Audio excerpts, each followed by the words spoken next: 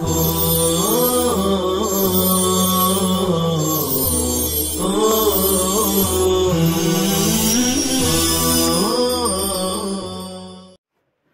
اللہ الرحمن الرحیم الحمدللہ رب العالمین والصلاة والسلام علی سید المرسلین وعلی آلہ واصحابہ الطیبین الطاہرین۔ باب ما جاء فی صفت درع رسول اللہ صلی اللہ علیہ وسلم۔ عزیز طلبہ، درع یہ زرہ کو کہتے ہیں، لوہے کی قمیص، جنگجوئی کا لباس جو جنگ کے وقت، لڑائی کے وقت حفاظت کے لیے پہنا جاتا ہے تاکہ وہ لوہے کا جنگی لباس بدن پہ ہو اور دشمن تلوار تیر وغیرہ سے وار کرے تو جسم محفوظ ہو، اس پر اثر نہ آنے پائے۔ تو حفاظتی تدبیر کے لیے جو جنگی لباس، جنگی کرتا پہنتے ہیں، اردو میں جس کو زرہ کہتے ہیں، عربی میں اسی کو درع کہتے ہیں۔ آپ صلی اللہ علیہ وسلم کے زرہ کی صفت بیان کی جا رہی ہے۔ پہلی روایت ہے جس میں حضرت یحییٰ بن عباد بن عبداللہ بن زبیر بن عوام یہ فرماتے ہیں، کان علی النبی صلی اللہ علیہ وسلم یوم احد درعان، غزوہ احد میں آپ صلی اللہ علیہ وسلم کے جسم مبارک پہ دو زرہیں تھیں۔ غزوہ احد سن 3 ہجری میں قریش مکہ اور مسلمان کے درمیان غزوہ ہوا، احد پہاڑ کے پاس، اس لیے اس کو غزوہ احد بولتے۔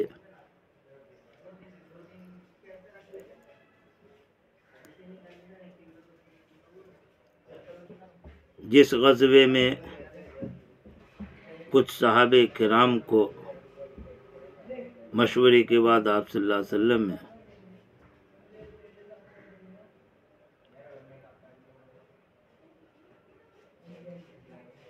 پہاڑ کے اوپر ہاتھ میں بٹھا دیا تھا اور کہا تھا کہ کچھ بھی ہو جائے تم اپنی جگہ، اپنا مورچہ مت چھوڑنا۔ اور پھر اس احد پہاڑ کے دامن میں کافروں کو روک کر آپ صلی اللہ علیہ وسلم نے جہاد کیا تھا۔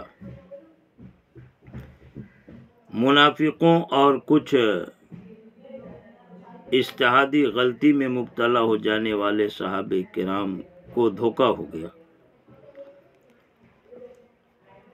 خاص کر منافقوں کے دھوکہ کی وجہ سے، اور جو پہاڑ پر کچھ تیر انداز مقرر کیے گئے تھے ان کے سوچ کی غلطی کی وجہ سے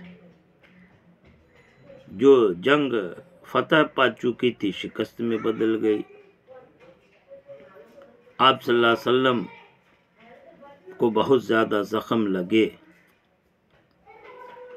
اس موقع پر غزوہ احد میں آپ صلی اللہ علیہ وسلم اپنے جسم مبارک پر دو زرہ پہن رکھے تھے، یعنی ایک اوپر ایک نیچے، اوپر نیچے تہ بتہ۔ اسی کے بارے میں کہہ رہے ہیں کہ آپ صلی اللہ علیہ وسلم کے بدن پر غزوہ احد کے دن دو زرہیں تھیں۔ فنہض الی الصخرہ، ہوا یہ تھا کہ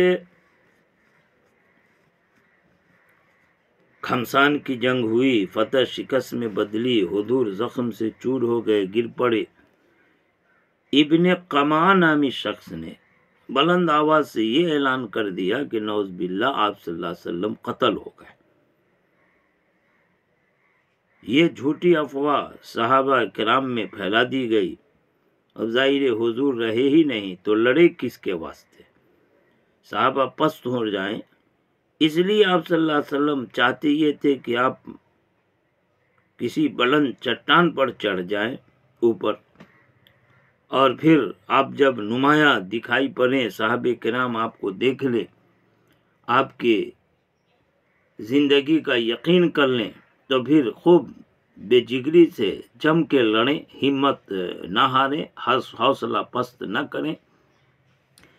اسی غرض سے آپ صلی اللہ علیہ وسلم چٹان پر چڑھنا چاہتے تھے، اسی کو کہا فَنَهَضَ إِلَى الصَّخْرَةِ، بس آپ نے چٹان پر چڑھنے کا ارادہ فرمایا، فَلَمْ يَسْتَطِعْ، لیکن چڑھ نہ سکے۔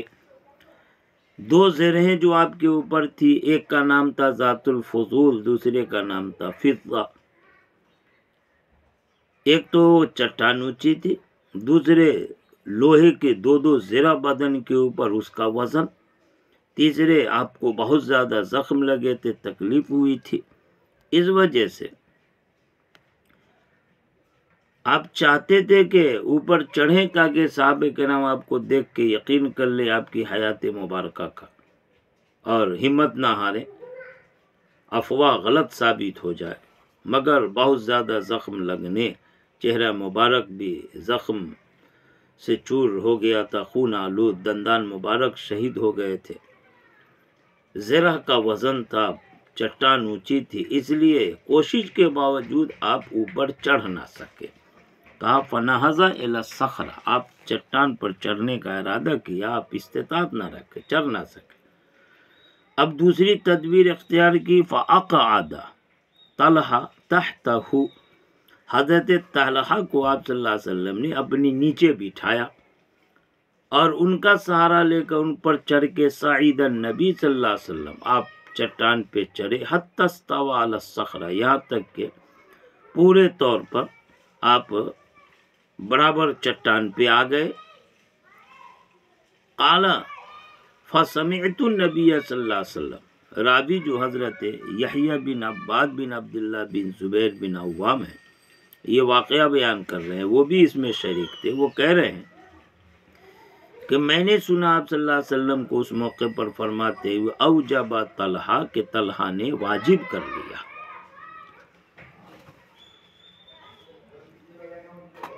یہ پورا واقعہ غزوہ احد سے متعلق ہے۔ اس سے ایک بات یہ معلوم ہوتی ہے کہ آپ صلی اللہ تعالی وسلم جو اللہ کے حفظ اور امان میں تھے، جان کی ہلاکت سے اللہ نے آپ کو محفوظ کر لیا تھا، پھر آپ کو زرہ پہننے کی ضرورت کیا تھی؟ محدثین کہتے آپ کو زرہ پہننے کی، وہ بھی ڈبل زرہ، کوئی ضرورت نہیں تھی، مگر امت کو تعلیم دینے کے لیے آپ نے یہ ظاہری اسباب اختیار فرمائے کہ اللہ پر توکل ہو، لیکن توکل سے پہلے تدبیر اختیار کی جائے۔ اپنے ذاتی دفاع میں آپ نے دو زرہیں پہن لی۔ معلوم ہوا کہ اسلحہ کا استعمال جائز ہے اور یہ توکل کے خلاف نہیں ہے۔ یہ جو کہا کہ حضرت طلحہ نے واجب کر لیا، یہ حضرت طلحہ کے لیے بڑے شرف اور سعادت کی بات ہے کہ حضور کی زبان مبارک سے ان کے لیے اتنی بڑی بشارت۔ واجب کر لیا طلحہ نے، کیا واجب کیا؟ محدثین نے اس کے 3 معنی بتایا۔ ایک یہ کہ طلحہ نے اپنے لیے جنت واجب کر لی، دوسرے یہ کہ طلحہ نے اپنے لیے میری شفاعت واجب کر لی، تیسرا یہ کہ طلحہ نے اپنے لیے بڑا اجر و ثواب واجب کر لیا۔ یہ تینوں معنی بیان کیے جاتے ہیں۔ یہ اتنی بڑی سعادت حضرت طلحہ کے لیے اس لیے حاصل ہوئی، کہتے ہیں کہ اس روز حضرت طلحہ پر 80 سے بھی زیادہ زخم آئے تھے، لیکن پھر بھی وہ آپ صلی اللہ علیہ وسلم پر ڈھال بن کے کھڑے رہے اور آپ کی طرف دشمنوں کی طرف سے آنے والے تیروں کو اپنے جسم سے روکتے رہے، اور اس طرح بہت زیادہ زخم کھائے، 80 سے بھی زیادہ، کہ تیر اندازی بھی کرتے جاتے تھے، دشمنوں کی طرف تیر پھینکتے بھی تھے اور دشمنوں کا تیر کھاتے بھی تھے، زخم سے چور ہو رہے تھے، مگر آپ صلی اللہ علیہ وسلم کے لیے ڈھال بن رہے تھے، آپ کی حفاظت فرماتے تھے۔ یہاں تک کہ روایت میں آتا ہے کہ اس دن حضرت طلحہ کا ایک ہاتھ شل ہو گیا تھا۔ یہی وجہ ہے کہ آپ صلی اللہ علیہ وسلم نے مزید ان کے لیے فرمایا، خیر الشہید یمشی علی الارض، یہ طلحہ زندہ ہے، زمین پر چلتا ہے، لیکن بڑا بہترین شہید ہے یہ جو زمین پر چل رہا ہے۔ اور حضرت ابو بکر صدیق کو ان کے اس شرف والے حال، سعادت والی شان پر ایسا رشک آیا کہ وہ کہنے لگے حضرت طلحہ کی ہمت، استقامت، آپ صلی اللہ علیہ وسلم پر جان نثاری اور قربان ہو جانے کے جذبے کو دیکھ کر حضرت ابو بکر صدیق نے حضرت طلحہ کے بارے میں فرمایا ذالک الیوم کلہ لطلحہ، کہ آج کا جو سارا دن یہ سب طلحہ ہی کے لیے ہو گیا۔ بہرحال یہ حضرت طلحہ نے جو آپ صلی اللہ علیہ وسلم پر جان نثاری، فداکاری کا ایک عملی نمونہ پیش فرمایا، جس سے ان کے لیے اتنے شرف اور سعادت کی بات حاصل ہوئی۔ کاش کہ ہم حضور کے اسوہ، حضور کی سیرت کو سامنے رکھ کر اور حضور کے دین کے خاطر اپنے آپ کو قربان کرنے والے ہوں، یعنی اپنے آپ کو حضور کی سیرت پر مٹاویں، حضور کے طریقے کو اپنی زندگی میں اتاریں۔ یہ ہمارے لیے کتنی سعادت اور شرف کی بات ہو جائے۔ دوسری روایت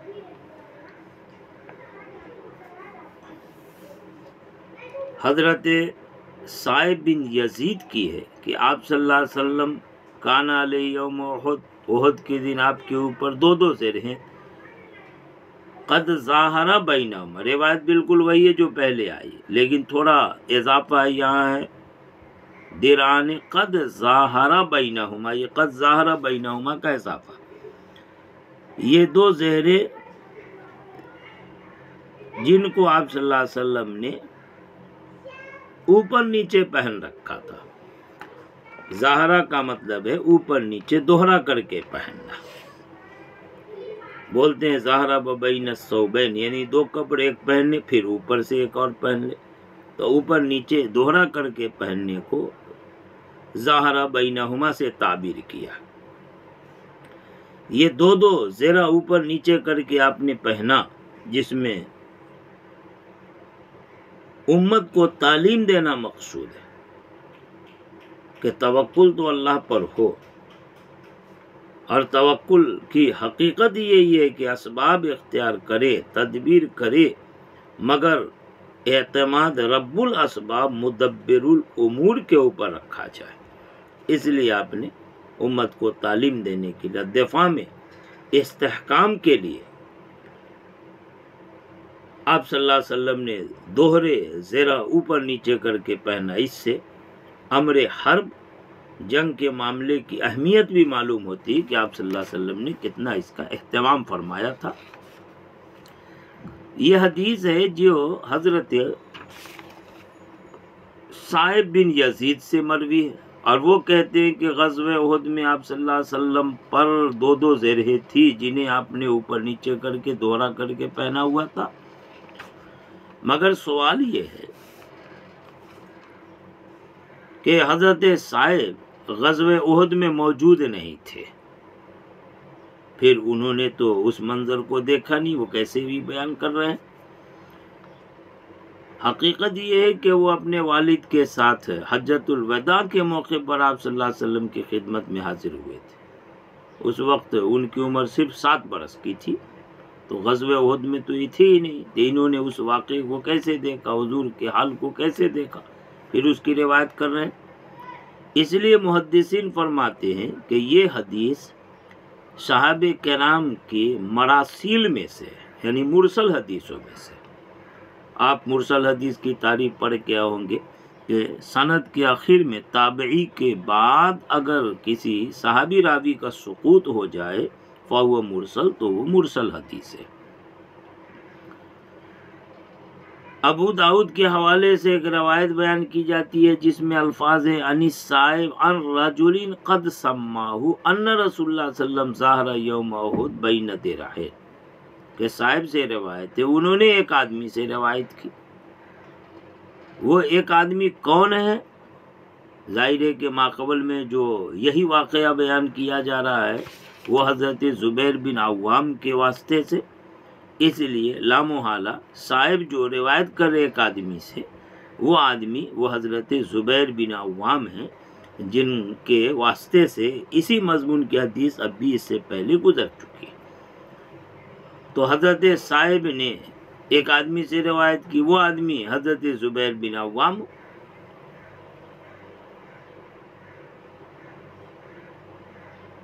تو گویا حضرت صاحب ڈائریکٹ روایت نہیں کر رہے ہیں، بلکہ ایک واسطہ ہے درمیان میں جو چھوڑ دیا گیا۔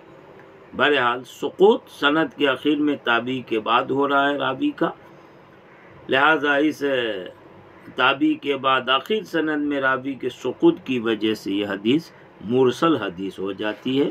یہ باب ختم ہو رہا ہے، آگے دوسرا باب شروع ہوگا، باب ما جاء فی صفت مغفر رسول اللہ صلی اللہ علیہ وسلم، انشاءاللہ اس پر کل کلام ہوگا۔ وآخر دعوانا ان الحمدللہ رب العالمین۔